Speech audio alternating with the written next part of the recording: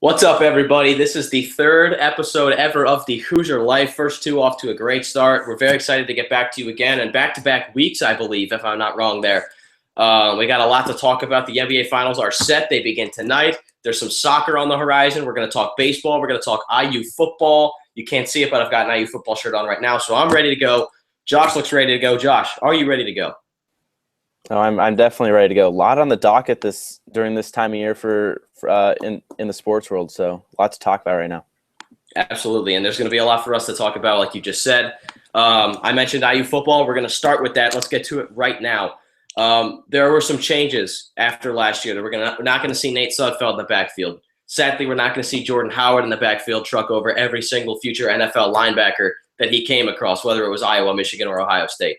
Both those guys are gone. But most guys are coming back. Jason Spriggs also gone on the offensive side of the ball. Darius Latham gone on defense, but most guys are coming back. Most of the weapons are coming back. And there's another giant taking place in the backfield at quarterback. So I'll start this off, Josh. That guy is Richard Legault, is the next quarterback. He's a JUCO transfer. Junior college transfer. He's a big dude. Cam Newton sized. He's 6'6", 230, I think. Enormous guy with an absolute cannon of an arm. One of the top junior college quarterback prospects this year coming into this season. He's from Plano, Texas, which, as far as I'm concerned, is one of the hotbeds for high school and college football players in the entire country. Plano, Texas. You know he's a smart player. You know what he's doing. It's 3 hours from Norman, Oklahoma, backyard of Dallas, just a 7-iron away. Smart player. Was on the Oklahoma State roster for a little bit before transferring to junior college. Like I said, a lot of receivers coming back, a lot of weapons coming back, Simi Cobbs, Ricky Jones. I'm very excited to see what this team can do with the quarterback. Obviously, we're going to miss Nate Sudfeld's arm and his mind, his football IQ. But Richard Legault can definitely fill those shoes at some point. He's a big dude. He's got just as good of an arm in terms of power, if not better. He's going to have more experienced receivers, a more healthy receiving core. We'll see what he can do. And with Jordan Howard gone, that opens the door for Divine Redding, who had a couple of great games last year, a couple breakout moments. But he's going to be complemented with Mike Majette and Alex Rodriguez. How about that name? Those two young guys behind him at running back, they'll take some carries too. Dan Feeney is back and will probably be one of the top offensive linemen in the entire country, so that O-line is going to be great. I'm excited for this season. My one concern is the defensive line, and can they get to the quarterback and get in the backfield as much as they did last year against Michigans of the world, Ohio States of the world, and as such. But overall, looking forward just in this brief 3 minutes, I like this team, and I like where they could be going. We're going to break down their schedule momentarily. But that's my quick little preview, Josh. What else you got? Yeah, I mean, you said it all right there. I'm really interested to see Divine Redding kind of take that next step. He actually played a lot last year because Jordan Howard was injured, but it'll be interesting to see now as the lead back what he does and kind of how they integrate those other running backs in there to kind of supplement Divine Redding. But you said on the defensive line, that is going to be key because if I remember correctly, the IU secondary is not is really nothing that's that special. So if they can get to the quarterback, that's going to be big. But if the quarterback has a lot of time in the pocket, I think he'll be able to rip apart that Indiana defensive backfield, which could prove very costly because I don't know how many points this offense is going to score without Sudfeld in there. It'll be interesting to see with Legault in there what kind of step see if there's a little bit of a setback without Sudfeld there. But the season's shaping up to be a pretty solid one. They have a pretty light non-conference schedule. We'll get into the specifics here in a second, but then you got Michigan, Ohio State, and Michigan State. So, I mean, you got 3 tough games there.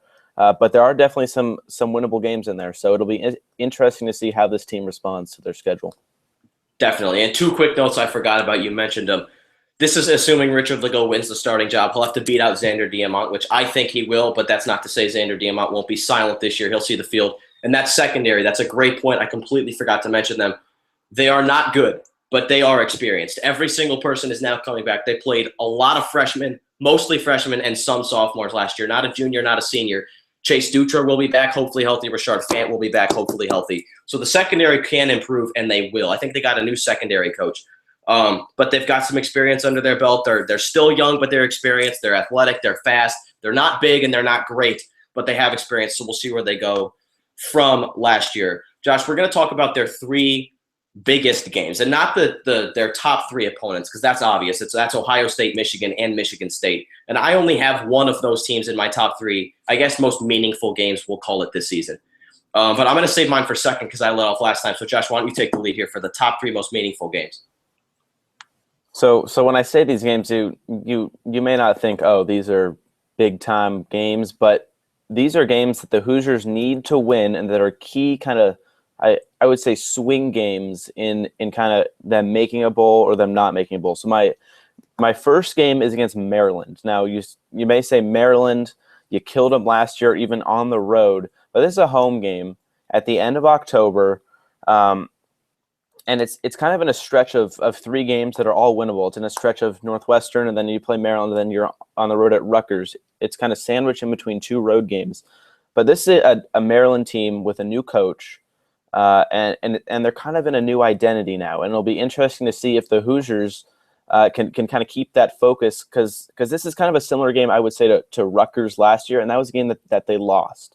So this is a game where the Hoosiers need to win because Maryland is not a very good team. I don't expect them to make a big step up from last year. Maybe get to 4 or 5 wins, but I don't think they're a bowl team. So that's a win the Hoosiers need to get. My second big game comes against Penn State. This is the second to last home game of the year. But this is a game that's kind of they're not as bad as a Rutgers or a Maryland. Now, I'm not saying Maryland or Rutgers are that terrible. They're just not in the upper echelon of the Big Ten. But Penn State is a team that Indiana really did not play well against last year because of all the injuries. They didn't have Jordan Howard. They didn't have Nate Sudfeld. They got down to their third-string quarterback, Danny Cameron, when Xander Diamont went out. This is a game that the Hoosiers can kind of put their mark on a solid season if they're there at that point, because Penn State's a solid team. It's in Bloomington, and it's a chance for a big time win. And then my third game is against Purdue, because you just cannot lose to Purdue. It's the last home game of the season, last game of the season, barring a Big Ten championship run, which I don't think we'll get. But you always got to beat your in-state rival. It's at home. You just laid a whoop on them last year. You got to do the same this year. I like all those. There's your Rutgers reference. The streak lives on. But I actually don't share a single game with you, which is both good but also scary, thinking that you could have potentially 6, 7, maybe even 8 of these big games that are not must wins, but whatever the next thing is that. My first one, it is obvious. I can't overlook this. Big Ten opener, Michigan State at home on October 8th. Yes, it's a stretch. And if they win or if they lose, their season won't be thrown off because no one really expects them to win this game. But they play Michigan State well every single year. Last year was no exception. It was a one-possession game halfway through the fourth quarter on the road against a college football playoff team in Michigan State, a team that beat Iowa pound for pound, and a team that faced Alabama. We won't talk about the outcome. I'm sorry, October 1st. Good call, Josh. Correcting me there. October 1st is Michigan State, not October 8th. October 8th is at Ohio State, which is another one that's not on my list, and we'll talk about it. But Michigan State's got some holes to fill with Connor Cook on. But their defense will be good. Their running back will be good. Their receivers will be good. And that phone's ringing again. Unbelievable. Just awful timing with whoever's trying to communicate with my family. But Michigan State's my first game. My next game, 2 weeks later, not 1 week later, as I incorrectly marked it in my notes, is Nebraska at home. And this is a game that follows that home game against Michigan State that I just talked about and that road game at Ohio State that I also talked about briefly because I made a mistake. But it's after those two games, the two best teams by far that Indiana will play this year with exception to Michigan. Back-to-back, one at home, one on the road. Then they got to play Nebraska, a team that is very, very beatable, especially at home. Nebraska, they don't really have any weapons. Their defense isn't great. I don't like their new coach. I mean, playing when you're Nebraska and you play on the road, it's a whole separate story than when you play at home because Memorial Stadium in Lincoln is rocking week in and week out. Nebraska comes on the road, they become vulnerable. I've seen them come to Northwestern a couple times. They're a completely different team when they play on the road away from that raucous fan base. But this is a must win for Indiana if they want to keep momentum going after what's likely going to be 2 losses against Michigan State and Ohio State. And my third one, which is probably the most winnable or probably the best opportunity for a season-changing win, is at Northwestern the week after that. Northwestern is coming off back-to-back road games, against Iowa and Michigan State, both two incredible teams that the other one would have been in the college football playoff if the other one didn't beat them and go into the college football playoff. But Northwestern is a good team, but it's also incredibly vulnerable. If they win one of those Iowa-Michigan State games, they'll be ranked in the top 25. They'll probably only have that one loss on the year. And that's still a great potential win for Indiana. They match up very well. Northwestern's got a young and flawed with a not really confident quarterback in Clayton Thorson. But they have a very solid defense with one of the nation's best linebackers. You'll hear about him by the end of the year. I promise. His name is Anthony Walker. He's a stud. He is special. He's got NFL talent. He will go to the NFL within the next 2 years. But this is a very winnable game for Indiana. You win this one, your next 3 games are Maryland, Rutgers, Penn State. All games Josh talked about, all winnable games. You steal this Northwestern one, build momentum going into those. You win all 3 of them. That's a 4-game win streak, followed up by Purdue after the Michigan game. You could end your year 5-1 in your last 6 games. Who knows how many games you win in the beginning of the season? Who knows how many out-of-conference games you win? I'm dreaming right here, but it is doable. Those are all winnable games. IU could go 5-1 if they win that Northwestern game, because the next 3 they should win. So those are my 3: Michigan State, Nebraska, Northwestern. No, those are all solid games, and that Nebraska game actually is very interesting because you're probably coming off two losses right there, and then you got to get into the rest of the Big Ten schedule, because you're probably going to start off 0-2 in the Big Ten, which is fine because you're playing 2 of the best teams in the Big Ten. But then that Nebraska game is huge. It's homecoming weekend. It's against a team that you said is vulnerable on the road, and you got to get some sort of momentum going for the rest of the season, because then you go on the road to Northwestern, and then you come back and Maryland, just kind of flip-flops home and away there. But you got to build some momentum in this schedule, and that's a great place to start because, like you said, those are all winnable games. So I guess we'll see. Maybe 5-1 is a little too optimistic, but hey, I'm okay with that. Now, speaking of optimism, let's go into this best case, worst case really quickly. I'll explain to you that if you look at the schedule, they are all winnable games. So I'm not crazy. Okay, I'm a little bit crazy, but I'm not that far out there. So there is a chance, but we'll go through this real quick. Josh, let's rifle through this. We're looking at their schedule. Week 1, Thursday night, September 1st at Florida International. Obviously, best case scenario, we're going to mark that down for a win. You agree with me there? Yeah, I say win there. Although on the road, you never know, opening week, just kind of a warning there, but I think that's a win. Absolutely. And we lost your video feed. There you are again. Lost you for a second, but you're back. So I would say worst case scenario, that's a loss. Yes, definitely. And then Ball State next week. Look, here's the thing. With Indiana, worst case scenario, they could lose every game. I mean, it's very possible. I hate to say it. I love this football team. I loved them last year, but they almost lost every single game.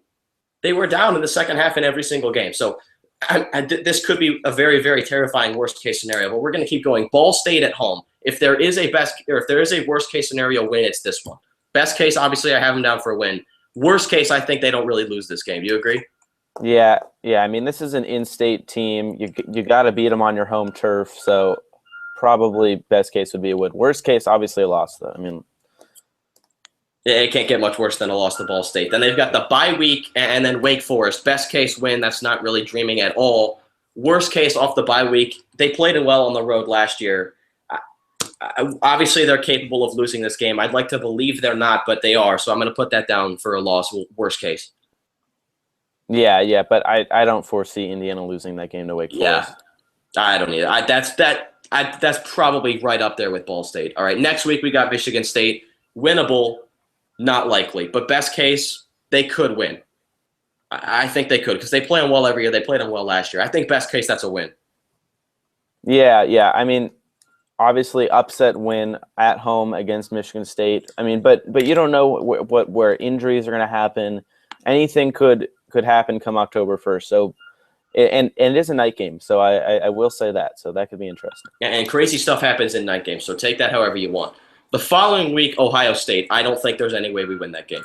No, I completely agree. I don't think there's a single chance. Next week, Nebraska. Best case win, worst case loss. Yes. Next week, Northwestern. Same thing. Yeah, although these Big Ten road games are always interesting because this game against Northwestern, I believe, starts at noon. So that's an early kickoff. You got to get up early for that. So don't know how they're going to respond, but I would say win as a best case. And for what it's worth, in my history of going to Northwestern football games, they do play well with that local 11 a.m. start time. So take that however you want. They beat Stanford last year with that. Yeah, absolutely. They play well with that 11 a.m. start time. So we'll see. But best case win, worst case loss, we agree there. Maryland. Yes. I think they were down big in the first half last year, so I think it's definitely possible they lose that game. Yeah. And they found a way to lose that Rutgers game too. All right, so that's another loss, worst case, but another win, best case. Rutgers, I think, same thing. Yes. And then Penn State, same thing. Yeah, I think that's a very winnable game. Michigan lost no matter what. Yeah, I don't think we're beating Michigan. And then Purdue, split. Yeah.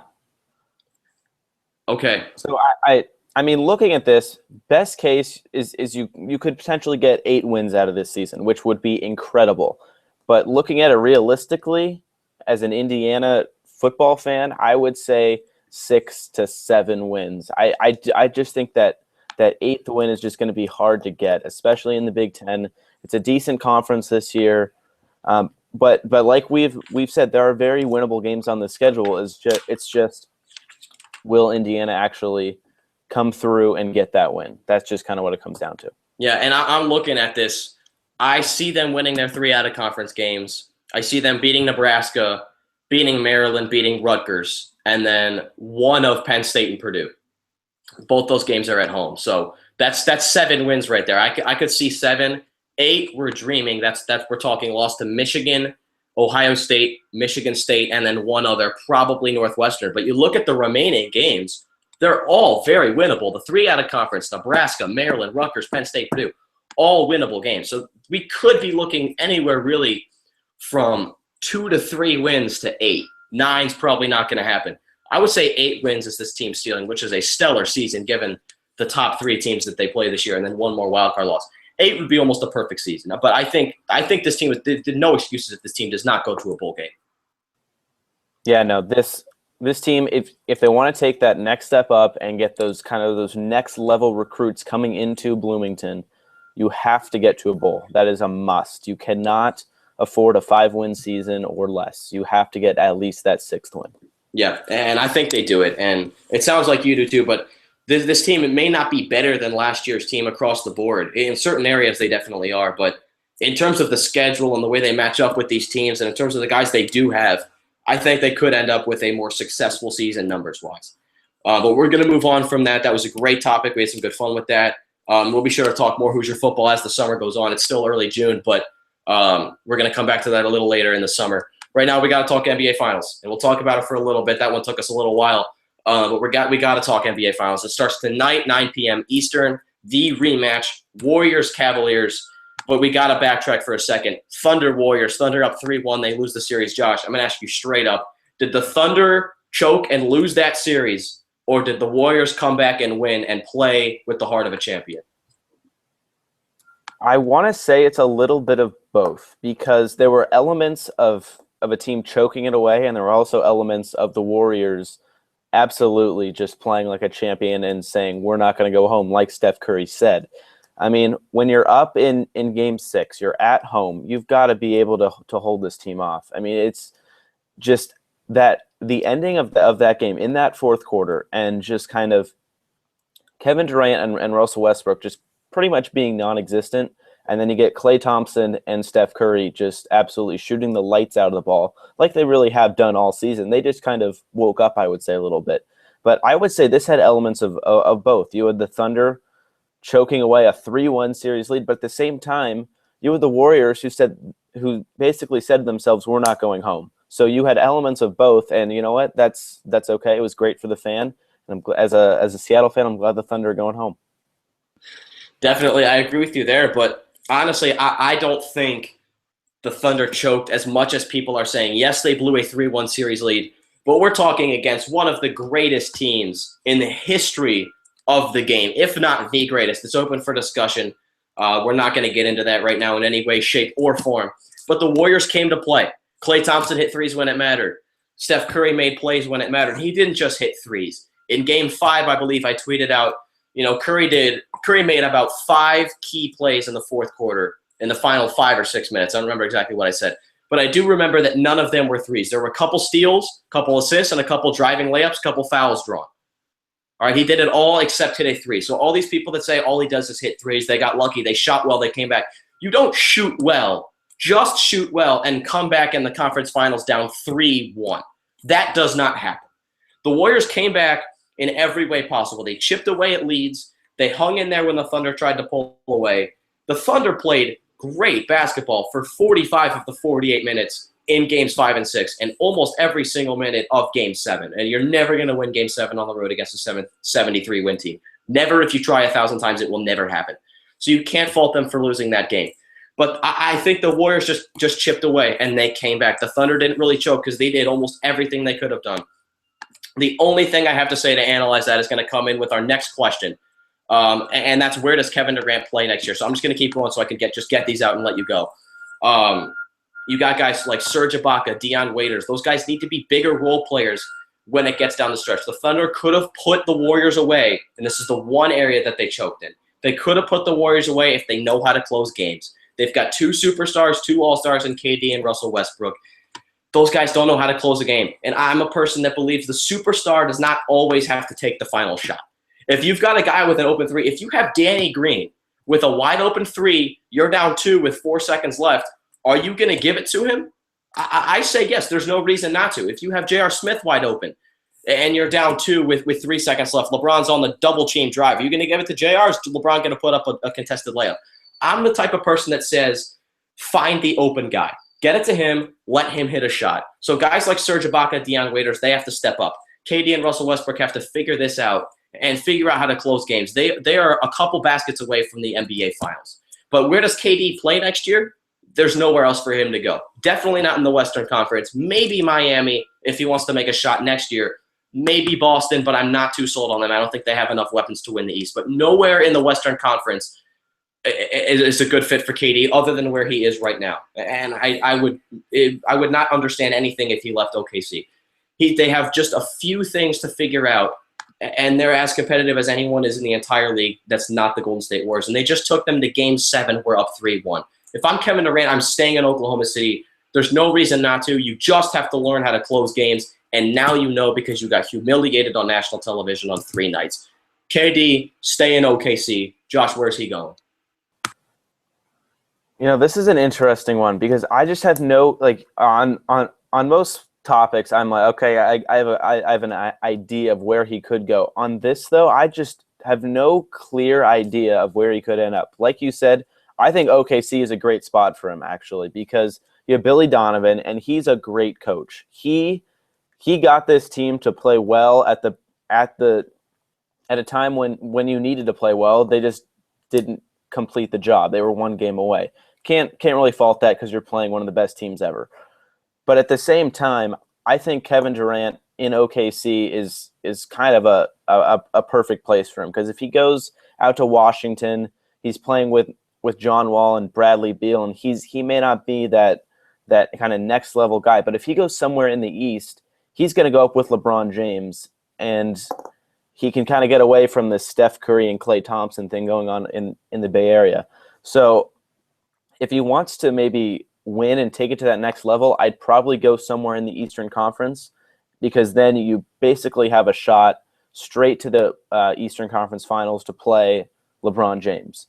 If he stays in the West, he's still got to battle the Spurs, the Clippers, and maybe even the Rockets if they just had a down year this year and are going to come back next year. But I feel like there's more of a chance he can win in the Eastern Conference, while in the West it's more of a crapshoot because you got to get through all those 3 teams, and you just never know year in and year out. So, but at the same time, I think OKC is a good spot for him because they've kind of built something there, and if they want to continue that going on, he should probably stay in OKC. Yeah, and here's my issue with Washington. Tell me if you agree or disagree. The Scott Brooks hire may have been a recruiting tool for Kevin Durant. He's also a great coach, so that's not the only reason he's been hired. But if I'm Kevin Durant, I'm looking at it this way. If I wanted Scott Brooks to be my head coach, Billy Donovan would never have been hired, and Scott Brooks would never have been fired. Because if you don't think Kevin Durant has a say in who coaches the Thunder, you're out of your mind. If you don't think LeBron James has a say in who's fired and who's not, and when David Blatt was canned, you're out of your mind. Of course they do. They run that franchise. But I'm not going to a team that has John Wall at the helm. I'm not going to leave Russell Westbrook, one of the best players in the entire league, for another point guard who is reportedly more selfish. For people that I've heard and read tweets and whatnot that are close with the Wizards situation, they say John Wall is a selfish guy and he won't win a ring unless he changes his attitude because he's too self-centered. He wants to be the guy. The Wizards didn't even make the playoffs. They were 41-41. You're not going to go join them and beat the Cavs. That's what I think. I think Washington, for me, yes, hometown, that's big. But if I'm Kevin Durant, and obviously I'm not, look at me. I'm not Kevin Durant. If I were, I'm not even looking at Washington. I'll never win a ring there. I was one game away from the finals, which I very easily could have won. That series would have gone to 7. But if I'm Kevin Durant, Josh, I'm not looking at Washington. Is there anything appealing to you there? I don't even put them in my top 3 or 4 destinations right now. What about you? I mean, that's a great point with that Scott Brooks, Billy Donovan thing. But I think if he's going to go to the Eastern Conference, I think you have to go to Miami. That is a team that has some really good role players, and that's kind of something this Thunder team didn't necessarily lack, but they just didn't step up to the plate at the time that they need it. Because if he goes to Miami, he's got Dwayne Wade there for a couple more years, and we saw him come to life in the playoffs this year. That was so fun to watch him. It was kind of old school Flash right there. And then you have Chris Bosh, who's got his health issues, so you don't really know what's going to happen there. But he can be that guy in Miami with Dwayne Wade once again, maybe one final run. But at the same time, I think he maybe signs a 1 or 2 year deal in OKC, sees what happens with Russell Westbrook, see if he sticks around, and then maybe commits long term after that Russell Westbrook thing. I saw a tweet. I don't know who said it, but they said maybe sign in OKC for 1 year plus a team option or player option for a second year, just to kind of see how it all plays out with the Russell Westbrook contract situation. And then after that, make a decision. But this is going to be a really interesting saga how it plays out this summer, because he could go. I feel like he could go to a handful of teams, but at the same time, OKC is a great fit for him. So I don't know. It'll be really interesting to watch. I agree, and I think the Thunder are one shooter away from the finals. I think they're just one shooter away. So all you need is another weapon in the final 2 minutes. And when Kevin Durant's getting double teamed, but he wants to take that shot, Billy Donovan just says, "Hey, give it to this guy. He knocks down an open 3 every single night. He's got, he can knock down a 3 at will, whoever it is, whoever they want to get. Even Deion Waiters is capable of doing it. Serge Ibaka can do it. They may not even need to sign a guy, but if they do, given odds, I would place them, or I would bet on them to beat the Warriors next year in the West if they sign that shooter, because I think that Billy Donovan's a great enough coach who can blend well. But that's neither here nor there. I think Kevin Durant should stay in Oklahoma City. There's a lot of things going on, but I 100% agree with you, Miami. Think of this potential lineup. Dragic, Dwayne Wade, Luol Deng, Kevin Durant, Chris Bosh. That is a team that can win the East. That is a team that can beat Cleveland. If Toronto can take Cleveland to 6, that team can certainly give Cleveland a run for their money. I'm not just saying. I'm just saying. But we're speaking purely hypothetically here. We're definitely going to stay tuned to where Kevin Durant goes, and wherever he goes, we're going to be sure to talk about it, dissect it, and then kind of relay that into our preview for next NBA season. But there is actually a bigger series than the Western Conference Finals, and that's starting tonight. It's the NBA Finals. Josh, quickly, who wins tonight? Who wins the series, and why? I think the Warriors are going to get the win tonight. I do think it's going to be a very close game because they're coming off an emotional game just on Monday night. The Cavs have had a whole week off, but at the same time, this Warriors team seems to have found it again. I feel like they didn't really lose it, but they just weren't themselves in those first 4 games of the Western Conference Finals. So I do think the Warriors win tonight. But when it comes down to it, this Cavs team is healthy. They're playing well, they're shooting well, and they're playing as a team. And that's really hard to beat at this time of year. So when it comes down to it, I got the Cavs winning in 6 games, taking down the Warriors and getting that championship for Cleveland when it comes down to it. Wow. I was actually close myself to picking Cleveland in 6, but I just can't. I know they're healthy. I know it went to 6 last year, but the Warriors are better. Steph Curry's a better ball handler. He's a better defender. He's a better shooter than he was last year. Klay Thompson, a better shooter. Draymond Green, better player all around, more versatile. Andrew Bogut's better. Andrew Iguodala, they're all better. They're all better. They stayed together. They're all better. I think Golden State wins tonight. I think they win in 7. But Golden State has to win tonight. If they don't win tonight, I think they're in a hole that's going to be mighty, mighty difficult to dig themselves out of. But I have them in 7 just because I think they win tonight.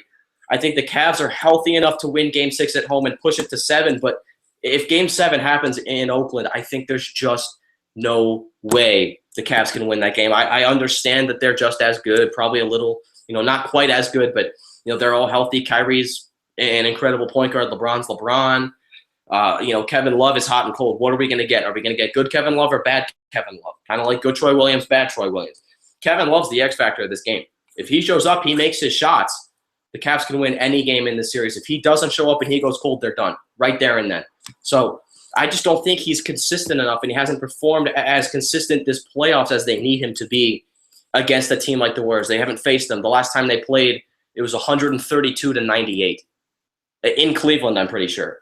Let that speak for itself, but I just don't think the Cavs have it. I do not think they have enough to win this. They'd make it 7 games, but unless I see something tonight that proves that they've gotten over that rather large hump, them being Cleveland, I can't put my money on them. I'm sorry.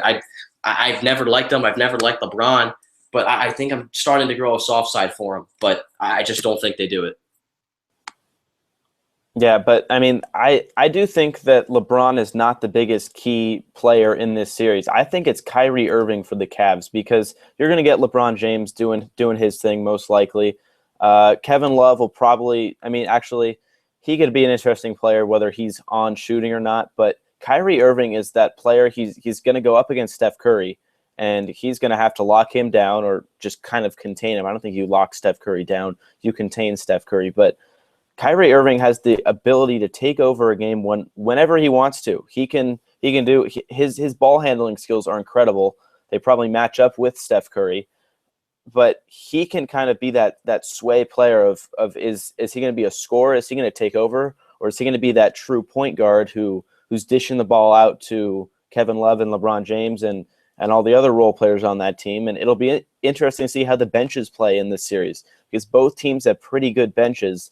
And that could be a key factor, but also an interesting point. Anderson Varejao, first player to play for both teams in the NBA Finals in the same season. So that's something interesting to keep your eye on. Yeah, and he gets a ring no matter what, which is totally funny to me, because if I'm him and Cleveland wins, I don't want that ring. I mean, yeah, he was in Cleveland forever. Don't get me wrong. I feel like he was in there for 25 years, but he was in Cleveland forever. I'm sure they love him there because he was great. He was on that 07 team that made it to the finals. He was great in Cleveland, and he's serviceable in Golden State. But, God, if Cleveland wins that ring, I don't know if I would accept that. I mean, it means something to him because he was there forever. But personally speaking, I don't know if I could do it. So, Josh, any final words on the finals?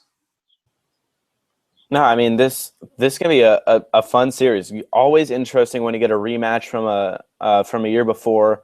The Cavs are going for it this year. They're healthy. They're playing well. They had a week off, so I guess we'll see how it plays out. Should be fun. Yeah, and this is going to be the best finals we've seen, maybe since that Ray Allen saving the Heat series. That was incredible. I think this is going to be just as exciting in a more predictable fashion, perhaps. But if Cleveland can't do it this year, they're probably going to have to do a little bit of tweaking in that lineup this offseason. But we're going to talk more about that as the series goes on. We're definitely going to have more than 4 games, so we're going to have a couple ways to talk about it with you. What to watch for? We've been talking about it for quite some time. NBA Finals Game 1 tonight, live from Oakland, California. Cavs Warriors at 9 Eastern. Warriors took the season series 2-0, clean sweep, although it was only 2 games, including that 132-98 blowout in Cleveland I just talked about. And then Game 3 of the Stanley Cup Final goes down Saturday at 8 Eastern, I believe. That was an incredible game last night. The Sharks tied it up late in the third period, and the Penguins took it to overtime and ended up winning it there. So that series is 2-0, but it's going to San Jose. Hopefully they can make it more interesting. It's going to be a great series. It's definitely not over, so be sure to tune into that as well. And Josh has another what to watch for. Yeah, I mean, you have all these mainstream sports. You got the NBA Finals, you got the Stanley Cup Finals. Those are great. But also, starting up this week, you have 16 premier soccer teams coming to America for for the Copa America. It all starts off Friday night in Santa Clara, not San Francisco, Santa Clara, for the USA playing against Colombia. It should be fun. It's going to be a fun month of June. You got that going on. You also have the Euros going on. Those start next week over in France. And for the first time, both these tournaments are going to be on TV where people can really get into this and watch. And it'll be interesting to see kind of how America responds to soccer. It's a sport on the rise. And you're going to have Lionel Messi and Luis Suarez and the Brazilian national team playing in your backyard. So if you're a fan of soccer, if you're just kind of getting into it, watch this tournament or go to some games. They're going to be fun. It's international soccer at nearly the highest level. So that's something to watch for coming up here. Absolutely. And you've got 3 games in Seattle. There are 3 games in Chicago. I'm pretty sure you're already going. You're going to go see Argentina, I think you said. I'm trying to go see Team USA next Wednesday. If anyone in the Chicagoland area would like to join me, let me know because my friends won't go with me yet. But yeah, absolutely pay attention to this. It means a lot. It's going to be an incredible tournament. You got some of the best teams in the entire world, like he said, Argentina, Brazil.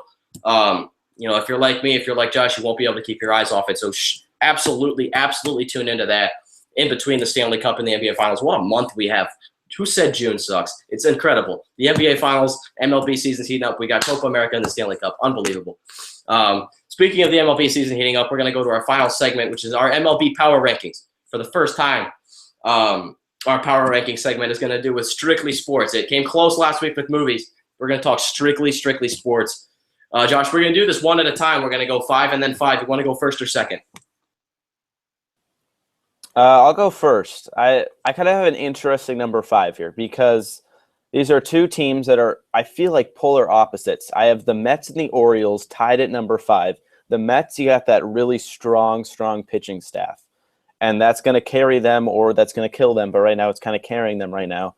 And on the other side, the Orioles, their pitching staff is kind of lacking a little bit because they play in such a bandbox of Camden Yards. So that's why I have the Orioles there because their offense is so good. So kind of have 2 polar opposite teams there at number 5. Kind of hard to split those 2 right now. They're playing pretty good baseball. So I have those 2 at number 5. Definitely, and I have neither of those teams at number 5. This team just beat out the Mariners for my number 5. And let me just say this quick note on the Mariners, which I know you're very in touch with. 78 home runs on the year so far. That is by far the best in the MLB. Let me just say this. I've been to 1 Mariners game in my life, and it was in August. August definitely, I think 2010. That's it, August of 2010. And at that time, when the Mariners were not good, trust me, much like the Cubs, so I'm not talking trash. I think at that time, mid-August, early August of 2010, the Mariners had 82 home runs. 82 home runs. And I remember that because I was like, that's not good. But I'm looking at them now, I'm like 78. They're almost, they'll beat that by the weekend. They'll have the same total they had 6 years ago by the weekend. And, that's not to say how bad that team was. That's to say how good this team is and how high-powered their offense is. But I know you know more than me, much more than me about the Mariners. And that was a lot of words for a team that didn't even crack the top 5. But the team that just beat them out is the Giants. Just because I value good pitching so much after what the Mets did to the Cubs last postseason. If I wasn't a believer then, I am now. But Bumgarner and Cueto, I can't overlook that. Their bats aren't quite top tier, but their pitching is fantastic right now. They got those 2 stars, arguably 2 of the best in baseball, in Bumgarner and Cueto. So I can't overlook that. They're my number 5. That's a solid number 5, although I have them a little bit higher up. We'll get to them in a second. But my number 4 is the Nationals. This team is playing some pretty good baseball right now. Dusty Baker's is pulling all the right strings. You got Max Scherzer, who's pitching great. You have Steven Strasburg, just signed that big new contract. He is getting it done on the mound. Then you have that guy named Bryce Harper. I don't know if you've heard of him, who hits really long home runs. And he's doing a fantastic job when he gets to even swing the bat because he's getting walked so much. Like in that Cubs series, he got walked a record amount of times, which is if you look at it one way, it kind of sucks as a fan, but as another team, you can kind of see where you don't really want to pitch to that guy because he's going to hit out of the ball yard most times than not. But that team's playing well right now, so they're number 4 for me. I actually have them a little higher up, so agree to disagree with each other right here. My number 4 is the Royals.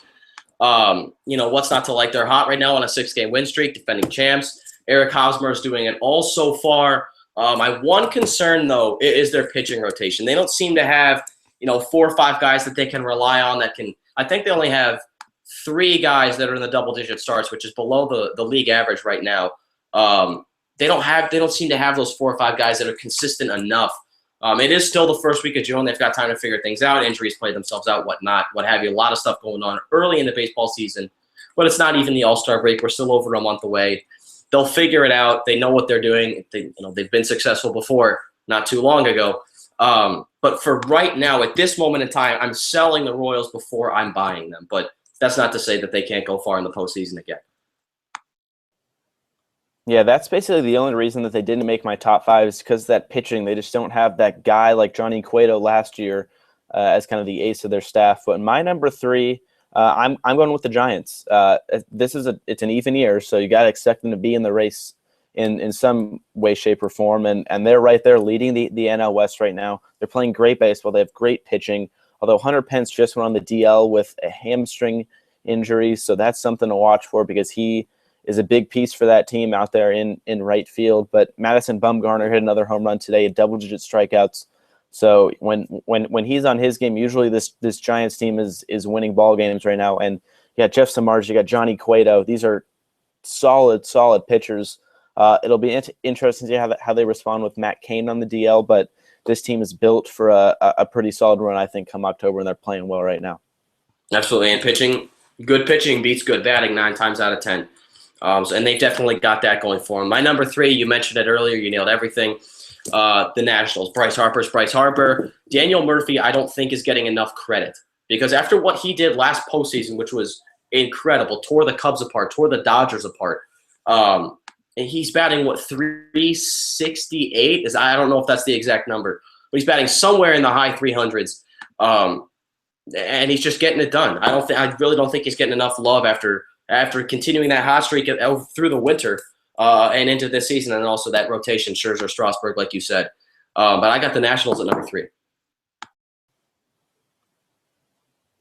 Yeah, that's a solid team right now, especially looking forward at that NL West right now with the Mets. They're playing well too. So, but my number 2, I'm moving over to the AL East, and I'm going to go with the Red Sox. This team can hit the ball wherever they're playing, I feel like. I mean, you got Big Papi, I don't want him to retire right now. He's hitting in the 300s. He's leading the league, or excuse me, I think just the AL in RBIs. But still, I mean, that's saying something for Big Papi right there. You got Jackie Bradley Jr., who had a 29-game hit streak. You have Xander Bogaerts, who's on a 25-game hit streak right now.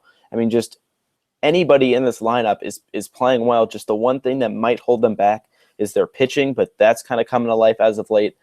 So I got the Red Sox slotted at number 2 on my power rankings.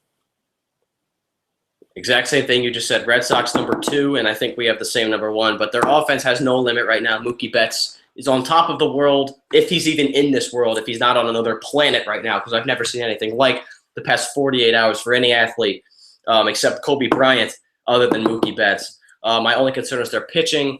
They're bottom to the middle of the pack in terms of runs allowed, but that's just one stat when it comes to, you got to look at ERA, strikeouts, everything else. But the Red Sox right now, their bats are doing just enough to get them at number 2 in my power rankings, and that's saying a lot. Their offense is keeping them that high. Yeah, I mean, this is a solid team. They're playing in Boston, and they're playing in that AL East, which you play in stadiums where you can hit the ball all over the place. But my number 1, I mean, it's probably pretty obvious. It's the Cubs. I mean, you're a Cubs fan, so you can probably speak on it more than I can. But this team is just getting it done in every way possible. They're pitching well. They're hitting well. I mean, there's not much to say. This team is built for a long October run, and only injuries are going to hold them back. So, knock on wood that there aren't going to be many this year. And unfortunately, there were before the year even started, and Kyle Schwarber, and then that scare with Jason Hayward. But I've got the Cubs too. They're struggling a little bit lately. If you watch them closely, the other night against the Dodgers, they got shut out with Jake Arrieta on the mound. He actually pitched already. He had a high pitch count through 7 innings. I think it was around 110, a couple less than that. But he's been fine. He hasn't been the Jake Arrieta of last August, September, this April, and May. But he's been fine. He's had a great year. He's still undefeated. And the bats came back to life for the Cubs. They're still a little streaky. They're not like they were in the first 20, 25 games of the year, but they still have the best record in baseball by almost 5 games. They're winning games, and they've got weapons everywhere. Everyone can hit a home run wherever they are on the roster, or drive someone in or get on base. And Chris Bryant right now is playing so well, and he's going to be that X factor going forward for them, along with everyone else that's got that slug of a bat. But right now, the Cubs are my number one. Josh, we actually have the same 1 and 2, which is quite funny if you look back at all of the I don't know 3 power rankings that we've done. We don't share pretty much a single thing. But that was absolutely Cubs number 1, Red Sox number 2. Yeah, I feel like it's just kind of that cut and dry this year, where you have those 2 teams that are kind of, I wouldn't say above the rest, but they're definitely out there, and they're kind of pacing the rest of the field. So that'll be interesting. But I do want to say that 2 teams that just missed are the Pirates and the Rangers, because those 2 teams are solid. They actually just had a series this weekend. Yu Darvish came back for the Rangers, so that pitching staff is going to be solidified. They have a big series actually this weekend with the Mariners to see who's going to kind of pace out the AL West. There's actually 6 games in the span of, I believe, 10 days between those 2 teams coming up here. So that's going to be really interesting to watch, to see if that AL West race plays out. Then the Pirates, they're just kind of there right now, hoping for probably another wild card spot, because I don't see the Cubs giving up that NL Central. So those are 2 teams that just missed. They're still playing great baseball right now, just not quite good enough to crack the top 5. There are a lot of teams right now that are playing good baseball, and if it holds, this wild card race will be just like it was. What was that, 2011, where that final night, I think there were 3 or 4 teams that could have clinched.